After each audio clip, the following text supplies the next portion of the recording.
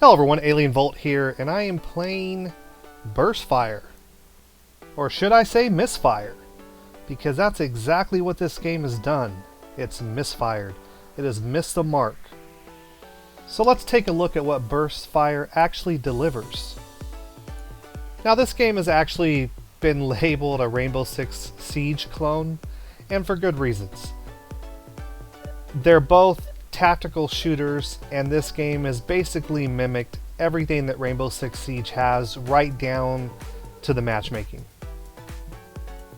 Now you'll notice the tactical loadout screen here is pretty much giving you the same options and choices that you would get in Rainbow Six Siege, only you notice you get to choose from anything you want. Rainbow Six Siege gives you a couple of options. This pretty much gives you every option. Got to find that device. Now you'll notice right off the bat, this is an indie game. The graphics are not as good as a AAA title like Rainbow Six Siege, but the game is offered at a lower budgeted price. Now the worst part about this game is the matchmaking. You have to have 5 people on each team before a match will even start, which literally can take anywhere between 30 minutes to an hour to never finding a match. In fact, it took me over 30 minutes to get this match, and this was my first match. But once you're actually in the game, it's not that bad. You'll notice there's a few graphical hiccups, but that could be because I'm running triple SLI rather than one video card, and most games in an early access state don't really support SLI. So it wouldn't surprise me if that's the issue here. Alright, well I ran out of time because I really didn't know the map, so I didn't know how to get upstairs. But here we got the loadout menu again, and I guess they're giving you a second menu, maybe to enable you to change your weapon selection based on what you discovered in the preliminary phase. That would be my only guess. Now I don't know if that's actually necessary from the choices they're giving you. I mean, maybe you'd want a shotgun versus an assault rifle, but I don't know. Now one thing I do really like about what they've done with this game is, if you notice, I can choose anything.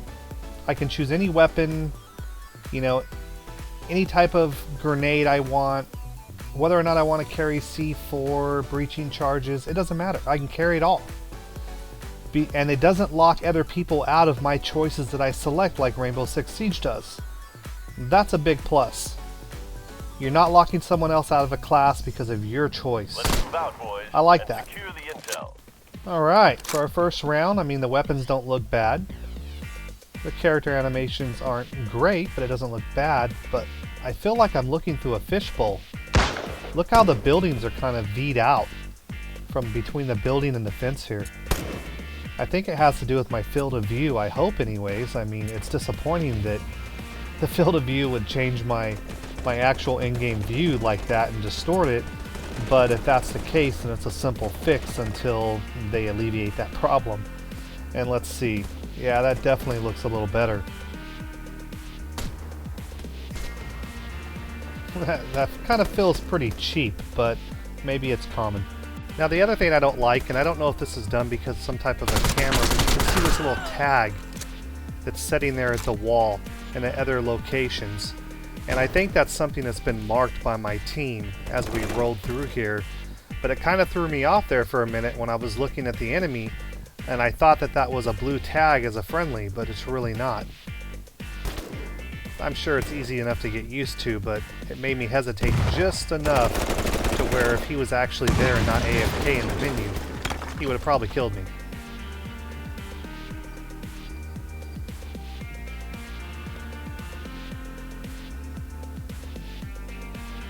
And you can see the bob wire or the razor wire on the ground here. You know, another thing it's pretty much exactly like Rainbow Six Siege, other than the placement on the ground is different. Rainbow Six Siege places it down like in a bundle rather than like in a spread out cage like that. But still, very similar. Alright, we're going to blow a hole in the wall just to see how it works. And the destructible environment's nice. I mean, it's a good additive. You'll notice too that I'm bleeding. The blood trail, this is something unique to this game. So you've got the character loadouts as well as the blood trail that really set this game slightly apart from Rainbow Six Siege, and I like them both.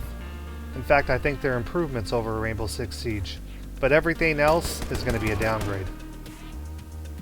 And although the graphics aren't bad, the matchmaking system has destroyed this game. They really should have came up with something more like 2 versus 2, 3 versus 3, 4 versus 4, 5 versus 5, you know, to really enable you to get matches. Not to mention the fact that AI bots are really needed.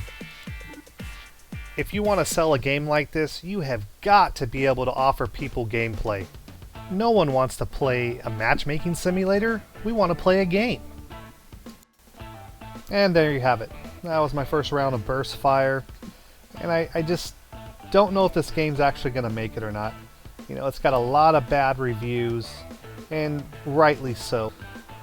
The potential for this game is there. I mean, I could see this game really picking up and being played by a lot of people, maybe even more successful than Rainbow Six Siege just because of the entry-level price.